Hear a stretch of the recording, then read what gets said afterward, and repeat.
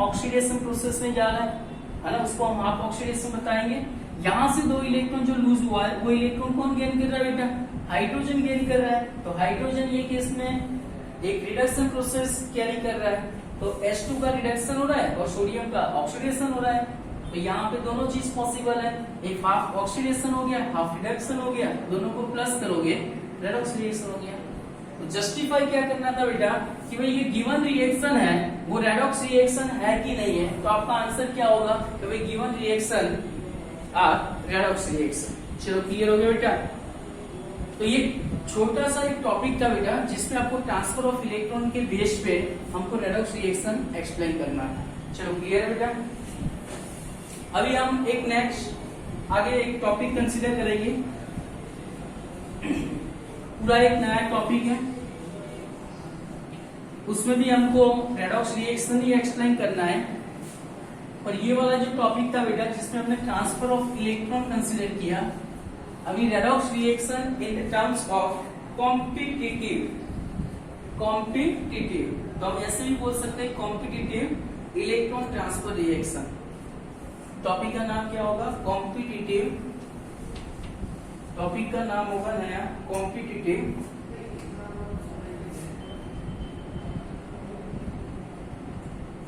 Topic का नाम क्या होगा बेटा, competitive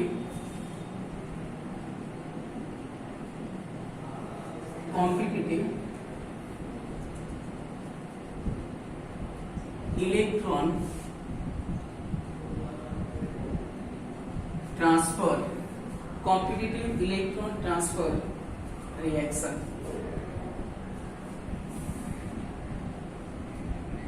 competitive electron transfer reaction, ये टॉपिक पढ़ो। उससे पहले बेटा एक रिएक्टिविटी सीरीज याद कर लो 3 मेटल का,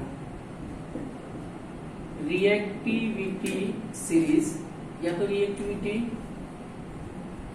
सीरीज, जैसे मैं जिंक ले रहा हूं, जैसे मैं कॉपर ले रहा हूं, जैसे मैं एजी ले रहा हूं। आगे मैं एक टॉपिक पढ़ाऊंगा ईएमएफ सीरीज का, पर अभी ये टॉपिक को समझने के लिए ये चीजें समझ लेना है कि जैसे आपके पास जिंक है और कॉपर दिया हुआ है और एजी, इन तीनों की कंपटीशन हो रही है। तो आपको इतना ध्यान होना चाहिए कि भाई इन तीनों के अंदर जिंक जो होता है it is a more reactive as compare to copper, copper is more reactive as compare to AG. इसका मतलब क्या होगा कि अगर मैं जिंक कॉपर की बात कर रहा हूं, फॉर एग्जांपल देखो, है ना, समझ से जाना बेटा, कॉम्पिटिटिव का मतलब होता है कंपटीशन, और जो मोर रिएक्टिव होगा उसका ऑलवेज ऑक्सीडेशन होगा, और जो मोर रिएक्टिव नहीं उसका रिडक्शन।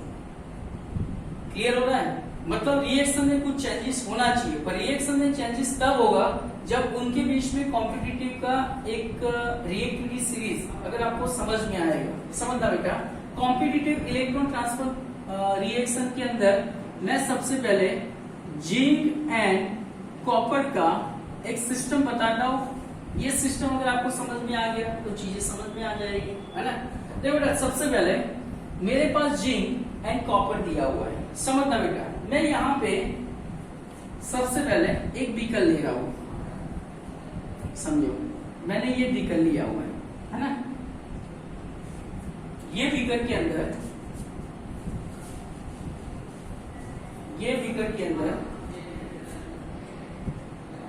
मैंने एक बीकर लिया हुआ है। ये बीकर के अंदर मैं एक मेटल स्ट्रिप पुट कर रहा हूं। ये मेटल स्ट्रिप है बेटा, समझ। ये मेटल स्ट्रिप को मैंने एक बीकर के अंदर डिप किया हुआ है। ये बीकर के अंदर बेटा हमने कॉपर सल्फेट का सॉल्यूशन फिल किया हुआ है। समझना बेटा, मैंने एक बीकर लिया बेटा, ये बीकर के अंदर सल्फेट नहीं बेटा, कॉपर नाइट्रेट का मैंने एक एक्वेस सॉल्यूशन बना के इसमें फिल कर दिया होगा। और ये कॉपर नाइट्रेट का जो सॉल्यूशन है वो सॉल्यूशन के अंदर मैं जिंक सॉलिड का एक मेटल स्ट्रिप इसमें डिप कर रहा हूँ। समझता हो, इसका जिंक सॉलिड का मेटल स्ट्रिप। अभी हमने रिएक्टिविटी सीरीज बताया कि भाई जिंक एंड कॉपर दोनों के बीच में किस तरह का कॉम्पिटिशन है। तो यहाँ पे एक चीज तो हो गया बेटा, अगर जिंक एंड कॉपर की कंपैरिजन कर रहे हो तो उसमें जिंक जो होता है it is a more reactive as the copper. यहाँ पे बेटा हमने मेटल स्ट्रिप लिया हुआ है, सॉल्यूशन में क्या बेटा कॉपर नाइट्रेट दिया हुआ है, मतलब ये सॉल्यूशन के अंदर कॉपर +2 NO3 - 1 NO3 - 1 इस तरह का ये सॉल्यूशन के अंदर सिस्टम होगा, क्योंकि ये one type of ionic solution है जिसमें कॉपर नाइट्रेट सॉल्यूशन अवेलेबल है। और कॉपर नाइट्रेट सॉल्यूशन जो होता है बेटा उसका कलर कैसा होगा, तो मैं यहाँ पे लिख रहा हूँ blue colour solution, blue colour solution. तो ये जो बीकर के अंदर आपने सॉल्यूशन दिया हुआ है वो सॉल्यूशन कौन से कलर का होगा बेटा, ब्लू कलर का सॉल्यूशन होगा। कौन से कलर का होगा बेटा, ब्लू कलर का सॉल्यूशन है, मतलब हमको समझ जाना है कि ये सॉल्यूशन कौन सा बेटा, कॉपर नाइट्रेट का सॉल्यूशन। समझना बेटा अच्छी तरह से कि कंपटीशन किस तरह से हो रहा है। तो मैं ये जो असेंबली सेट किया हुआ है, ये बीकर जो है, बीकर के अंदर मैंने कुछ भी कॉन्सेंट्रेशन वाला कॉपर नाइट्रेट का एक्वा सॉल्यूशन दिया हुआ है। ये कॉपर नाइट्रेट सॉल्यूशन जो होता है बेटा वो कौन से कलर का है बेटा, ब्लू कलर का सॉल्यूशन है। उसमें मैंने एक मेटल स्ट्रिप को डिप किया हुआ है, समझना। मतलब ये असेंबली को अगर मुझे रिएक्शन फॉर्म में लिखना है तो इसमें और रिएक्शन क्या होगा, तो मैं एक रिएक्शन कंसीडर कर रहा हूं ये पर्टिकुलर सिस्टम के लिए कि जिसमें जिंक सॉलिड है, वो जिंक सॉलिड को मैंने एक सॉल्यूशन के अंदर डिप किया हुआ। सॉल्यूशन कौन सा बेटा, कॉपर नाइट्रेट का सॉल्यूशन है बेटा। किसका सॉल्यूशन है, कॉपर नाइट्रेट का सॉल्यूशन। अभी ये जो कॉपर नाइट्रेट का सॉल्यूशन है बेटा, समझना, ये जो कॉपर नाइट्रेट का सॉल्यूशन है, ये कॉपर नाइट्रेट का सॉल्यूशन है, मतलब वो ब्लू कलर का हो गया। अभी होता क्या बेटा, अगर बीच वाला पोर्शन समझना है, ये जिंक सॉलिड है, it is a more reactive as compare to copper. होता क्या है, तो ये जिंक सॉलिड ट्राई करेगा कि यहां से NO3 - 1 उसके साथ जुड़े, और उसके पास खुद की कैपेसिटी है क्योंकि it is a more reactive. तो ये जिंक सॉलिड जो है अपना एक्साइटेड स्टेट बनाएगा, मतलब वो किस में जाएगा, Zn+2। समझना बेटा, क्योंकि it is a more reactive. तो जिंक सॉलिड है जिसका ऑक्सीडेशन हो रहा है और सॉल्यूशन के अंदर क्या बनाना है, Zn+2। चलो यहां से क्या होगा, कॉपर +2 जो ऑलरेडी अवेलेबल है और साथ में सॉल्यूशन में क्या है, NO3 - 1 NO3 - 1।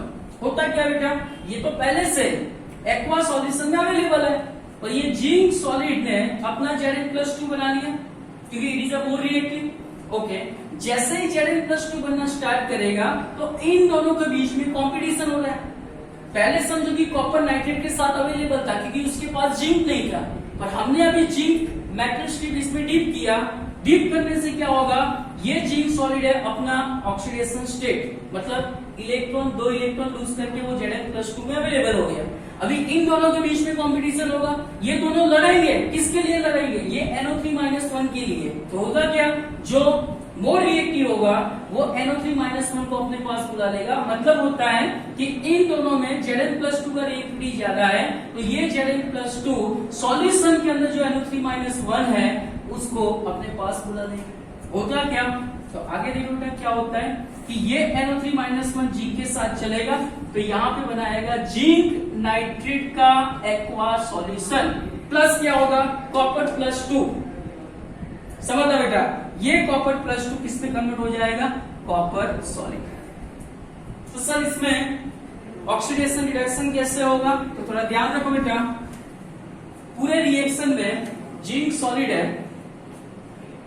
जिंक सॉलिड है, प्लस यहां पे बेटा कॉपर नाइट्रेट जो ब्लू कलर का सॉल्यूशन है, वो कॉपर नाइट्रेट वाले सॉल्यूशन में कॉपर अभी कौन से स्टेट में अवेलेबल है, कॉपर +2 को कॉपर +2 का एक्वा सॉल्यूशन है। प्रोडक्ट हमारा क्या होता है बेटा, आफ्टर सम टाइम आपने देखा तो जिंक सॉलिड का वो अभी जिंक नाइट्रेट वाले सॉल्यूशन, मतलब इसमें जिंक कौन से फॉर्म में अवेलेबल है, Zn+2 एक्वेस प्लस जो कॉपर पहले +2 फॉर्म में था वो अभी किस कौन से फॉर्म में कन्वर्ट हो गया, कॉपर सॉलिड। तो अभी मैं यहां से एक रिएक्शन लिख रहा हूं, हाफ ऑक्सीडेशन रिएक्शन, जो नॉर्मली कहां पे होगा, एनोड पे होगा। तो यहाँ पे ऑक्सीडेशन किसका हो रहा है, जिंक सॉलिड। जिंक सॉलिड अपना Zn+2 बनाने के लिए 2 इलेक्ट्रॉन लूज कर रहा है, तो पूरे सॉल्यूशन में 2 इलेक्ट्रॉन घूमेंगे। ये जिंक ने इलेक्ट्रॉन लूज किया तो सॉल्यूशन में क्या पड़ा था बेटा, जिसका रिडक्शन हो रहा है, कॉपर, है ना।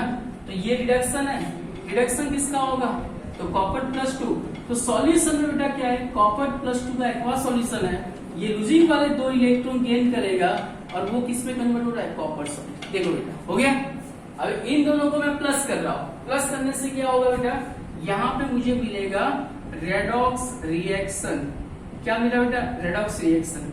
और रेडॉक्स के लिए हमारे पास 2 इलेक्ट्रॉन बैलेंस है, तो जिंक ने इलेक्ट्रॉन लूज किया, लूजिंग वाला इलेक्ट्रॉन जो सॉल्यूशन में कॉपर +2 उसने गेन किया, और हमारा final zinc solid copper +2 aqueous gives क्या बना बेटा, Zn+2 एक्वस प्लस क्या हो गया, कॉपर सॉलिड। मेरा कहने का मतलब ये बेटा, जैसे जैसे टाइम पास आउट होता जाएगा, ये सॉल्यूशन में जो कॉपर +2 है वो धीरे धीरे ये जो रॉड होता है ना बेटा, जिंक का रॉड, उसके ऊपर क्या होगा, जमा होना स्टार्ट करेगा। और सॉल्यूशन में जो कॉपर +2 है वो जमा हो रहा है, यहां से समझो कि कॉपर +2 निकल के यहाँ पे डिपोजिट हो गया, तो सॉल्यूशन में क्या आएगा, जितना कॉपर +2 यहाँ पे जमा होगा उतना Zn+2 सॉल्यूशन में जाएगा।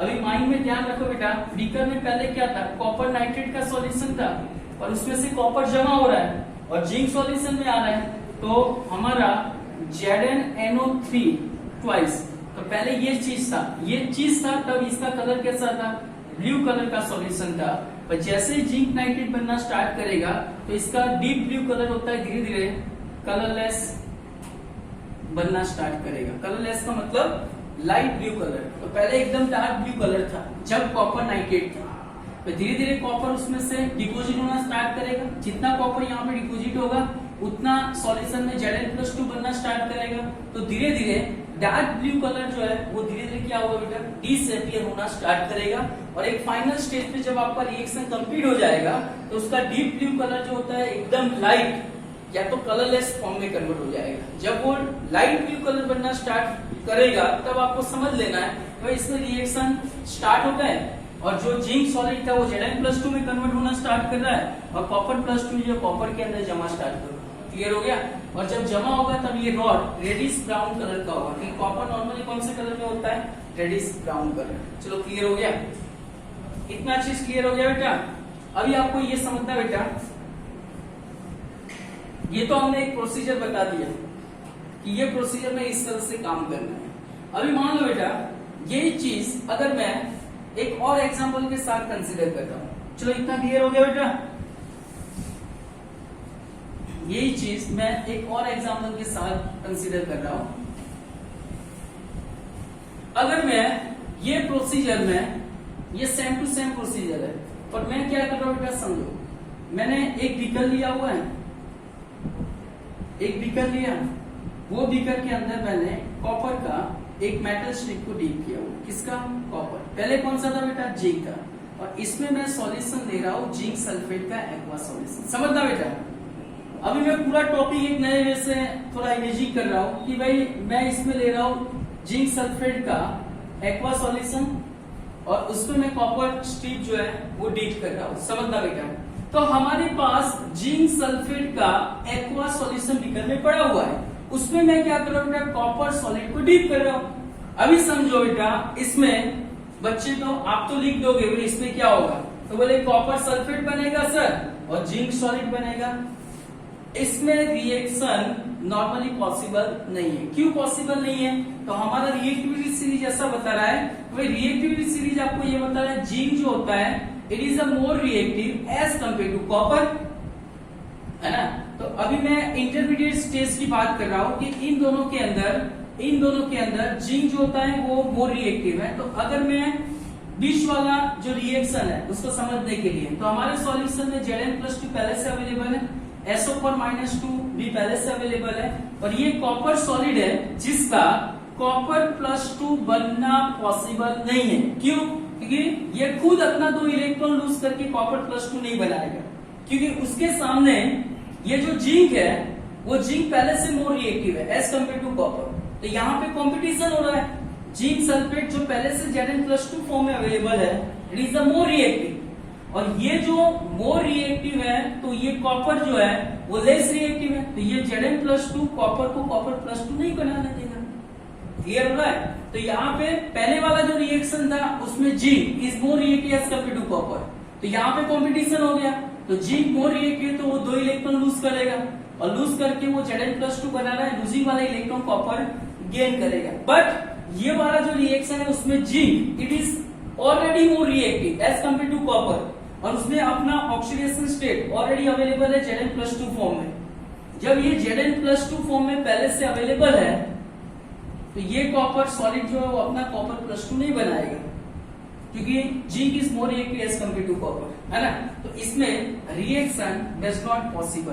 तो ध्यान रखना बेटा, आपका रिएक्शन इस तरह से अपने हिसाब से नहीं लिखना है। फॉर एग्जाम्पल देखो, मैं सेकंड एग्जाम्पल ले रहा हूँ कि मेरे पास एक जिंक सॉलिड पड़ा हुआ है और उसमें उसको मैं AgNO3 वाले सॉल्यूशन के अंदर डीप कर रहा हूँ।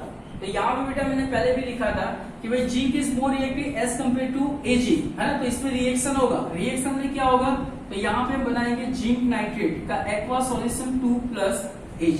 तो बेटा यहाँ पे Ag+1 फॉर्म में है, तो यहाँ पे 2 मोल कंसीडर करोगे। रिएक्शन क्या होगा, तो ऐसा रिएक्शन पॉसिबल है। पॉसिबल इसलिए है क्योंकि जिंक जो है it is a more reactive as compare to Ag। तो रिएक्शन में क्या होगा बेटा, देखो ये जिंक सॉलिड है, तो मैं यहाँ पे लिख रहा हूँ हाफ ऑक्सीडेशन रिएक्शन किसका होगा बेटा, जिंक सॉलिड। तो वो क्या बना रहा है, Zn+2 इलेक्ट्रॉन लूज कर दिया, और फिर क्या होगा, हाफ रिडक्शन रिएक्शन।